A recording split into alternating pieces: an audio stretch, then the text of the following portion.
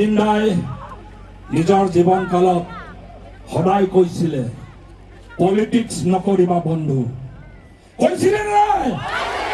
কৈছিলে নাই? পলিটিক্স নকৰিবা বন্ধু বুলি কৈছিলে। আৰু সিদিনা অখিল গগৈ, লুৰিণজ্যোতি গগৈ, গৌৰৱ গগৈ ৰাজনীতি কৰা ধৰা পৰিলে। হীৰেন গোহাঁই ছাৰে কৈ দিলে এইটো জুবিন গাৰ্গৰ ন্যায় বিচৰা আন্দোলন নহয় বোলে, বিৰোধীৰ আন্দোলনটো এইটো বোলে ৰাজনৈতিক আন্দোলন। ধিক্কাৰ দিব লাগে নাই? ধিক্কাৰ দিব লাগে নাই?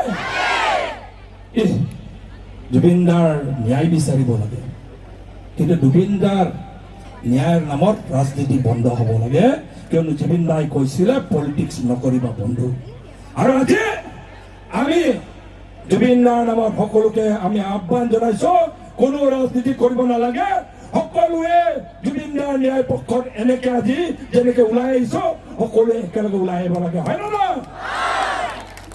অসমৰ জনগণ এক হওক আৰু জুবিন দাৰ পক্ষত আমি সকলোৱে থিয় দি সোনকালে যেন ন্যায় পাওঁ তাকে আমি কামনা কৰিছো, হয় নে নহয়? এই প্ৰখৰ ৰ'দত এনেকে সকলোৱে হিল্লোল ভাঙি আজি ওলাই আহি জুবিন দাৰ পক্ষত ন্যায় বিচাৰি সোনকালে যেন ন্যায় পাওক আৰু তেখেতৰ আত্মাই যেন শান্তি পাওক আৰু চিৰকাল জীৱন জুবিন দাই যেন অমৰ হৈ থাকক তাৰে কামনা কৰি পুনৰবাৰ আপোনালোকে এই প্ৰখৰ ৰ'দত বিভিন্ন জোনাৰ পৰা আৰম্ভ কৰি গুৱামুখ পিৰি বিভিন্ন জেগাৰ পৰা ইয়াত সমবেত হোৱাৰ কাৰণে সকলোকে ধন্যবাদ জনাই জুবিন দাৰ পক্ষত ডাঙৰকে এটা হাত চাপৰি বজাই আমি এই মিটিং সামৰিব বিচাৰিছো। জুবিন দা অমৰ হওক! জুবিন দা অমৰ হওক! জুবিন দা অমৰ হওক!